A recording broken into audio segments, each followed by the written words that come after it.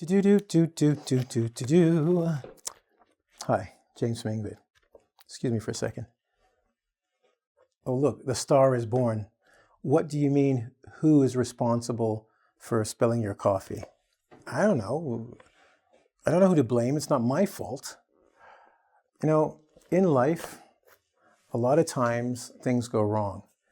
And in English, we have three words that we use a lot to indicate who should fix it, who is responsible for it, and who we want to point out who's responsible for it. And sometimes they're the same and sometimes they don't match up at all. But today I'm going to teach you three words, or we'll work on three words to talk about how to fix up a situation, on who can fix up this situation, and who we might point the finger towards. Okay, so let's go to the board. We're going to give you some formal and some informal, some worms on responsibility. So my worm is upset because his coffee is on the floor. He thinks he's a star. He's wearing some glasses. And let's check the board. Who can help us here? Okay, so three very popular words in English are blame, responsibility, and fault. Each of these words are actually tied together, and in some of the definitions, you might actually see me use some of the words in another, in the definition. You're like, but you have responsibility and blame, and you have fault and fault, blame and fault. Yeah, because they're kind of mixed together. They're commingled, or like they join together, because they are attached to each other. So what I wanted to do is start off with the first one, which is, funny enough, the nicest one. Responsibility. It's a noun. The adjective is responsible. You're a responsible person, and you have a responsibility. Now, we look here. What is a responsibility? Well, the first thing we say is a state or fact of having a duty to deal with a situation, a person. So whose responsibility is it? Who has to deal with somebody or take care of a situation? Whose responsibility? So at work, whose responsibility is to fix this? Is it the plumber? Is it the boss? Right? You got to deal with it. The state of being accountable. That means you say, if something goes wrong, I am the one, you can count on to fix it. I am the one you can come to. And a part of a job. If it's your responsibility as manager to close the door and count the money, those are part of your jobs, right? A final one is the moral obligation to act properly. I expect you to not throw food at a teacher in a classroom. That's your responsibility. It's a moral obligation. It's not a job that you have to do, not throw food at somebody, but it's a moral obligation, we call. And we expect people to have, to act properly. And not have orange hair and act like babies when they're in political office. But that's another thing. So anyway, responsibility. Now you notice this, you go, what is this and what is that? I'm going, well, don't freak out too much. This is how you would say it, because a lot of times people from different language groups will have problems saying it, because if you speak Spanish, for instance, they will say especial instead of special, because the ES is the sound they make.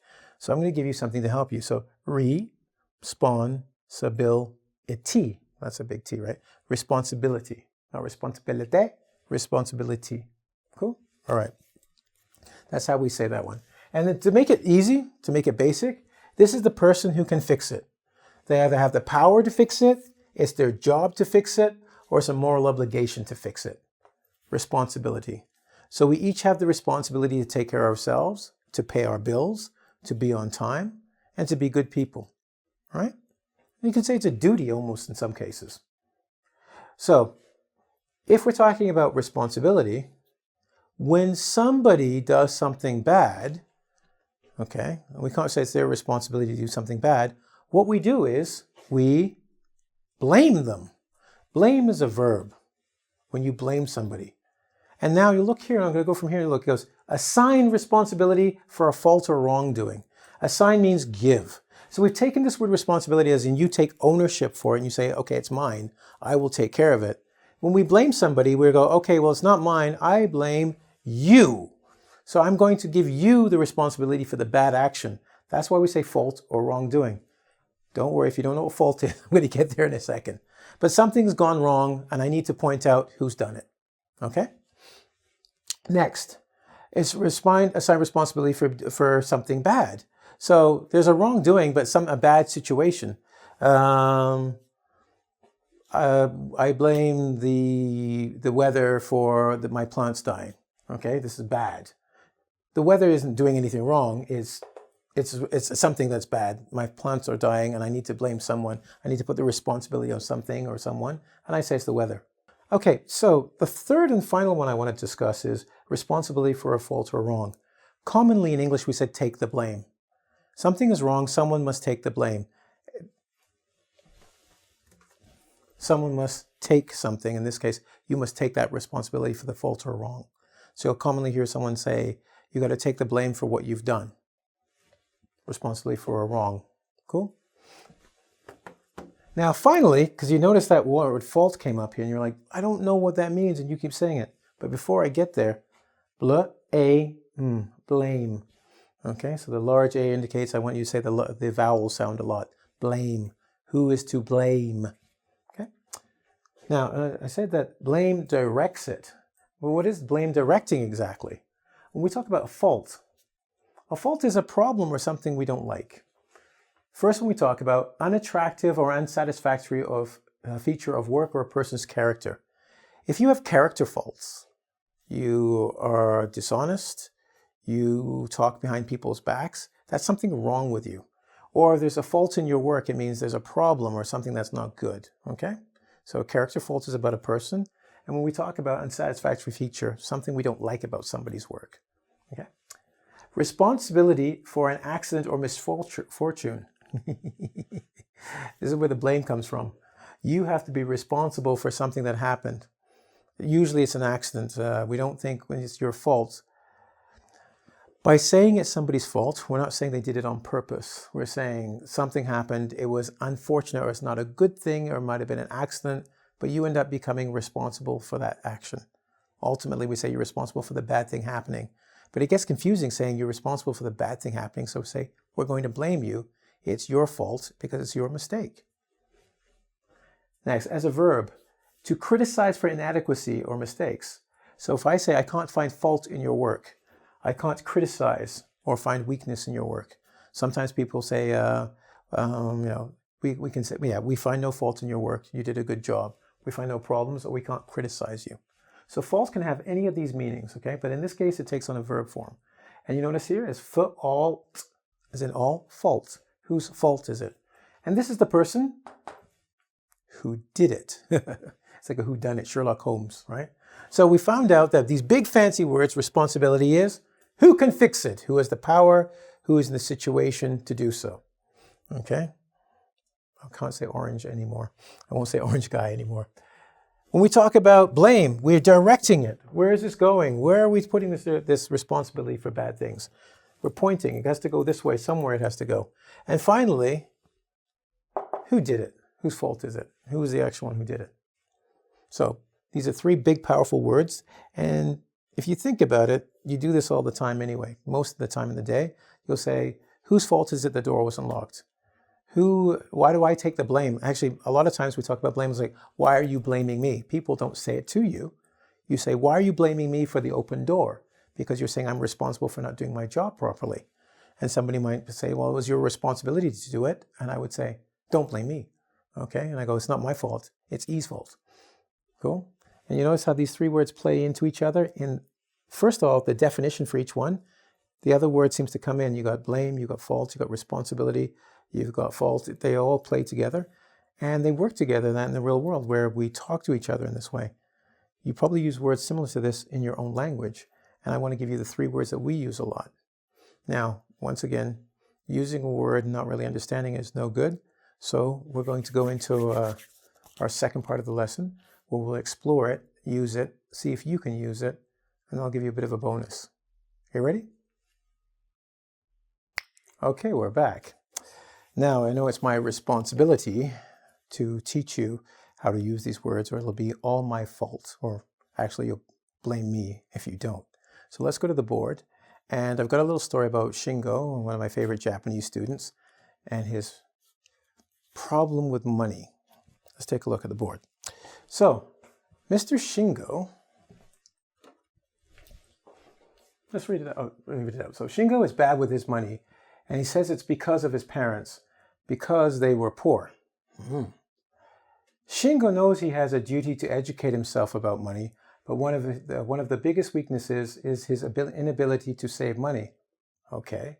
He knows the mistake is his and it's his job to pay his bills. But he prefers to consider his parents for the problem. And I would say this one should be are the problem. But we'll see why that might change later on. Okay? So he thinks his parents are the problem. So let's look at this. Shingo isn't good with money. He thinks it's his parents' fault. He has a weakness. He considers them the problem. And I'm going to bet that we can find the new words that we learned will help us actually make this story sound better, have a greater flow, and be more interesting to the person who's listening to it. So let's try this first. Shingo is bad with his money and he's something his parents.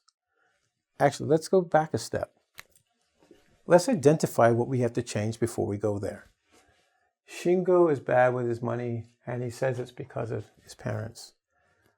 Why don't we, if we say this, we change this part here, that could be one of the parts we change. Can you find anything else we might change? Yeah, I think a duty, because we have a word that means duty, right?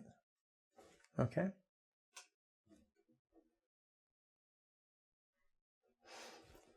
We can say biggest weaknesses.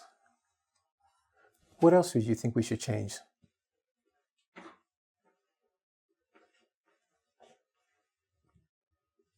Okay. We could say mistake.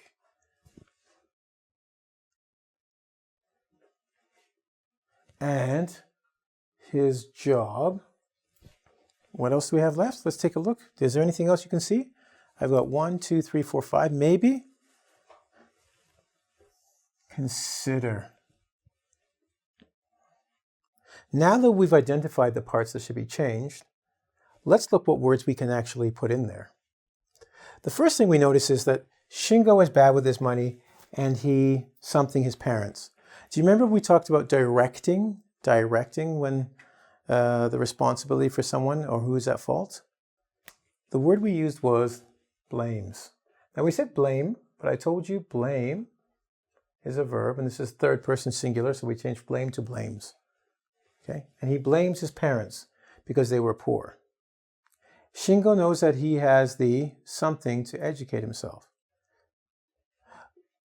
Well, when we dealt with fault and blame, we talked about fault was who broke it, and blame is to direct it.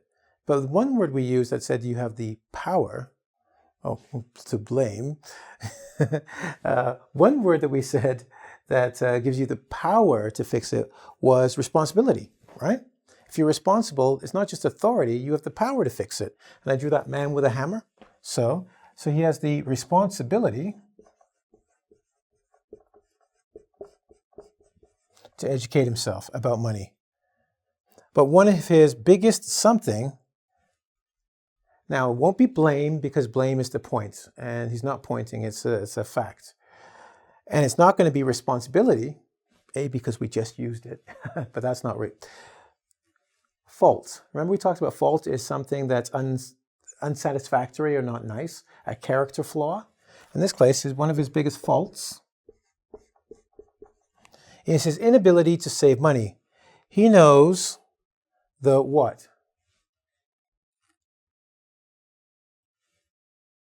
Yes, the fault is his. Similar word for the similar meaning. And it's his what? His blame? It's his responsibility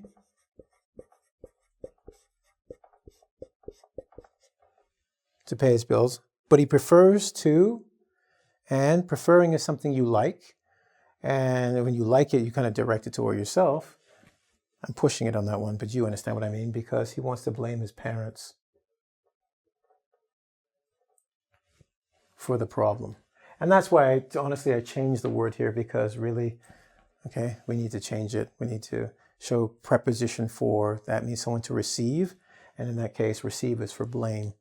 And it doesn't really work up here. Sorry, I'm good, but I'm not perfect. Okay, so I'm trying to make it work for you. So if you notice how we're here, let's read the whole sentence together now. Let's read the story. The first one was Shingo is bad with his money, and he says it's because of his parents, because they were poor. Shingo knows he has a duty to educate himself about money, but one of his biggest weaknesses is his inability to save money.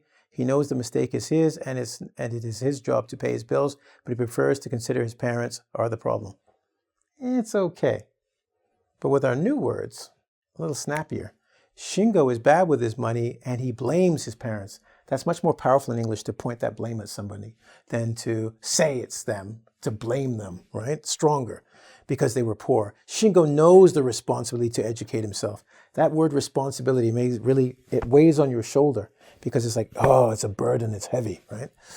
To educate himself about money. And one of his biggest faults, now look, you've gone from I just learned English to look, I can use English. One of my greatest faults or weaknesses. It's a nice word. I mean, it may be smaller than weakness, but it has a greater oomph in English. Is his inability to save money. He knows the fault is his. The problem is his. See, look at that. I'm getting like a preacher here. Like, the problem is yours. The fault is yours, right? And it's his responsibility to pay his bills. He has the power to do so. He should be doing so. But he prefers to direct that blame to his parents. Nice, right? I would kiss you if you were here. This is so good. Thank you for helping me with that. But before we go, I need to give you a bonus. And you know, the bonus is to further our English because you've done a good job. Why don't we look at something, we will at the board, where I'm going to give you the 3 words we worked on. I'm going to give you their antonyms. An antonym means the opposite. Usually means the opposite of what a word means. Okay? And then I'm going to give you some other synonyms. And synonym comes from syn, meaning same name. Well, they're similar. You can use them. Maybe not exactly in the same way, but they have sort of the same meaning. I'll start off with the first word, blame. Okay? If you blame someone, you can absolve them. It's a fancy word for saying, I remove the blame from you. You are not responsible for it. I absolve you of this. You are free of this. You are not responsible. You are not to be blamed. Okay? Absolve. I absolve you of this. Another word for blame is j'accuse, French for I accuse you. Okay? Condemn. Condemn is a little bit more than blame. It's not only do I blame you, but I want something bad to happen to you. I condemn you to hell. Okay? But what I like is this one is much more regularly used in English is point the finger. Who do you point the finger at? You remember I had a finger pointing over here for a reason. Usually they say, don't point the finger at me, which means don't blame me. Cool? Okay, so that's this one. Now let's look at fault. The opposite of fault, which is weakness, remember, I have many faults as a human being. I have many problems or weaknesses. Is one of my strong points is I love to talk. That's why I'm teaching you. That's the different than a fault. Actually, some people think I like to talk is a fault. I like to see it as a strong point. And that's how we can use these two. Now, there's words such as mistake, error, and glitch. We talked about faults being problems, or they can be mistakes. Or you can say, you made an error, your fault. It's a nicer way of saying your fault. Not as strong. But a glitch means a problem. We have a glitch. So instead of we have a fault in a situation, we have a glitch. And a glitch is sort of like a hiccup, hiccup. It just doesn't quite work. It's like there's a small problem that we have to get by. It's not as strong as fault. And this, like point the finger, is a softer, and I say colloquial, used by more people. So you have a glitch in your system. The system isn't quite working just right. Okay? Responsibility. Well, that's it. There's no other word. There is no antonym for responsibility except for not responsible. The word is so powerful in itself, we say you're responsible or you're not responsible. There's not really another word that we can use as an antonym to this. It's just not. It's not my responsibility. That's how powerful that word is, so use it wisely, okay? When we say it's a responsibility, remember I talked about job, part of your jobs or your responsibilities. Another thing is saying one of your roles is. It means one of your jobs is. One of your roles is, as a teacher, is to help students feel comfortable. That's part of your job. Responsibility can be accountable. A lot of you know about accounting, and they count numbers and they make bills and they say this is what this means. When you're accountable, like an accountant, you have to bring the things together and at the end show what it means. I am accountable. I count, I bring it together, and I present it. Or in this case, I'm responsible. Who is accountable for the situation? Who will take care of it? Who is responsible? And finally, responsibility comes with authority. Who is the one who's responsible here? Whose responsibility? Who has the authority to do something? And this is where we say responsibility talks about the ability to change a situation. If you have the authority, you have the power to actually do something about it. And I would say that's true. You have the responsibility for your education, and you're using it wisely because you're watching this video right now. Before I go, I just want to give you one small thing, or one more thing, which is homework. It will be your responsibility to do the homework. I don't blame you if you're rolling your eyes now going, oh my God, homework, I'm not in school. Well, you came to the video, so now it's your fault if it doesn't get done. See, and I use all three words because I speak English. By the time you're done this video and done the homework, I expect you to be able to use these words in the same fashion. So I want you to create 5 sentences using the bonus words or the ones I gave you before. And once again, as I always say, join our community and use your examples at the end of this when you're at the make comments for the video. Show people you can use it and show me. And also go do the test at engVid, www.engvid.com, where there's a test. You can go in there and there's there's a whole bunch of people happy, looking forward to meeting you, that exchange information and get together and actually chat offline as well. I'd like you to be part of it. Don't forget, subscribe. There's a bell. Ring that bell and I'll ring your bell. Sorry, I got too excited. Don't blame me. You'll get the latest video that I do. And yeah, that's about it. Look, I hope you had a great time and I look forward. And as always, thank you for being part of the audience. I look forward to seeing you soon. Ciao.